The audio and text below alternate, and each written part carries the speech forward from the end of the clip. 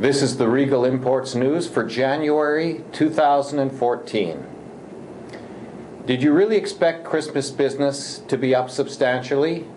No? Well, it wasn't. The consensus is that the jewelry business held its own, and that thanks to an increase in post-Christmas business, equaled or bettered last year. December had some extended soft spots, and it appears that each year retailers achieve their required sales later and later. Niche products like Pandora did consistently well, and although foot traffic was down, the majority of retailers maintained profit with fewer sales. Okay, bye-bye Christmas and hello New Year. What is going to affect business this year? The main concern for Canadians is the value of the Canadian dollar. The dollar stayed consistent most of last year, and now it has lost 4 to 5%. Most predictions see the dollar settling around 90 cents, adding considerably to the price of diamonds in Canada, especially when coupled with the recent Rappaport polished price increases. The wrap list rose on the most popular sizes and qualities.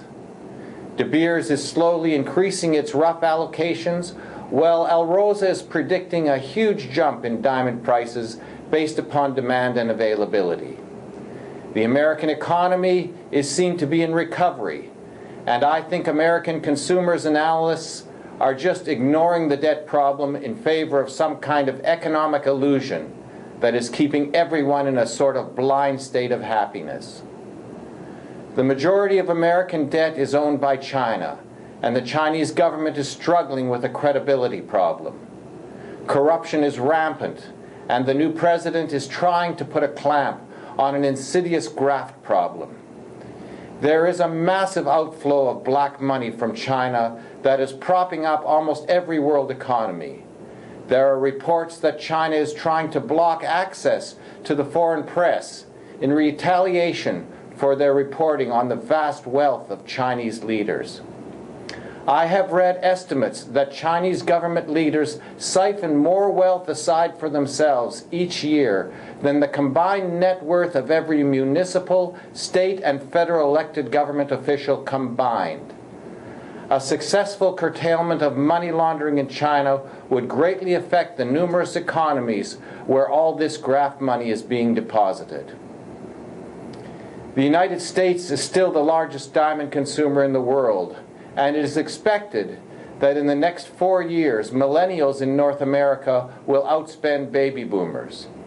Millennials are defined as those born between 1982 and 2004.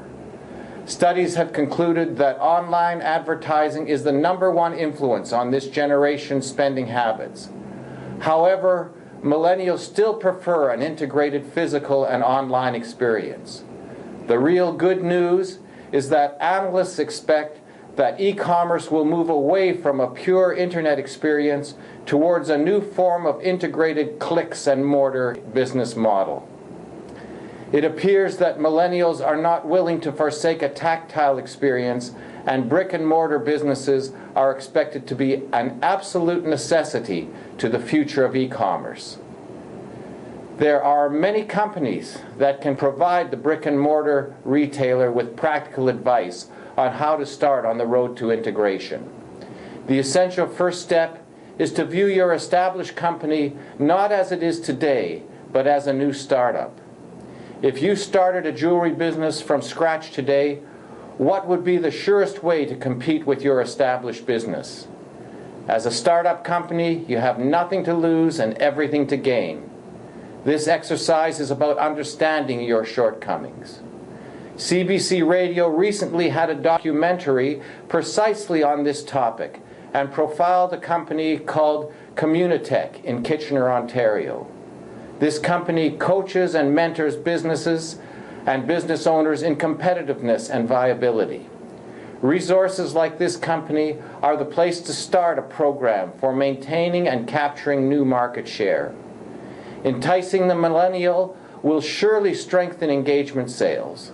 The engagement market is ultimately important to jewelers, given the statistic that half of all jewelry sales include polished diamonds, and 85% of diamond jewelry purchases are connected to matrimony. Okay, I want to move from the necessity to change to the unwillingness to change, or from diamond economics to diamond politics. The United States stands alone in steadfastly holding to its embargo on diamonds from Zimbabwe. The United States wants the Kimberley Process definition of conflict to encompass a form of human rights regulation. This is indeed a very lofty, if not completely impractical ambition. To keep my point simple, any definition of human rights implies a diverse and very subjective interpretation. Given the structure of the Kimberley Process, any such interpretation would extend far beyond the limits of an industry-driven initiative. The Kimberley Process is set up to monitor the legitimate movement of rough diamonds between participating countries, and this process is still full of loopholes. The regulating of human rights issues is not an area that industry has the mandate to officiate. Industry cannot determine the extent of government corruption or the degree of immorality that constitutes human rights abuse. Human rights are the mandate of the United Nations, and the United Nations is struggling with existing policy interpretation and implementation. My opinion in no way denies the existence of human rights abuse, but simply tries to keep realistic goals ahead of pipe dreams. It is true that there has been, and maybe still are, human rights violations in Zimbabwe, and that government officials are corrupt and siphoning off money from the trade in diamonds. But as stated before, there is a similar type of corruption in China, and a case could be made for human rights violations in Russia, not to mention diamond-related money laundering scandals in both Antwerp and Israel. Has the United States initiated any embargo against these countries? The Kimberley Process and the rest of the world see Zimbabwe as complying with current Kimberley policy. So why the U.S. hypocrisy? We all want to see improvement in the Kimberley Process and the United Nations. Current policy initiatives are all about embracing and encouraging continuous improvement, especially when progress is being made. In early December, De Beers launched an attack on laboratory-grown diamonds, declaring that these diamonds did not meet their definition of a diamond, and that they could not be called a diamond.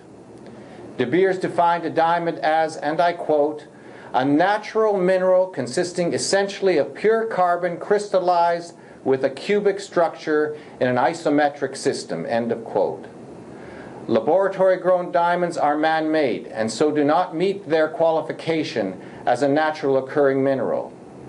2 weeks later, De Beers thought it better to backtrack on this definition.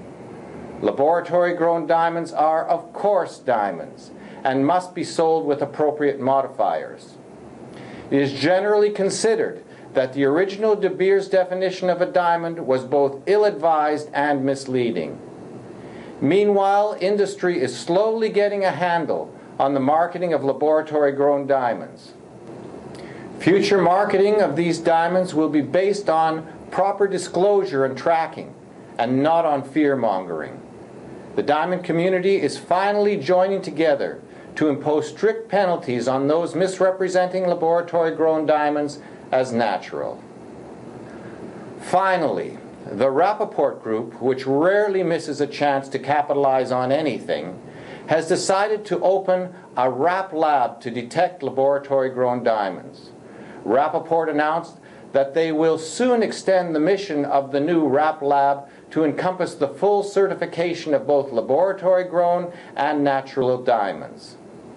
It will be interesting to see how the Rap Lab independent certificates will be marketed at arm's length through the extensive Rappaport Internet network.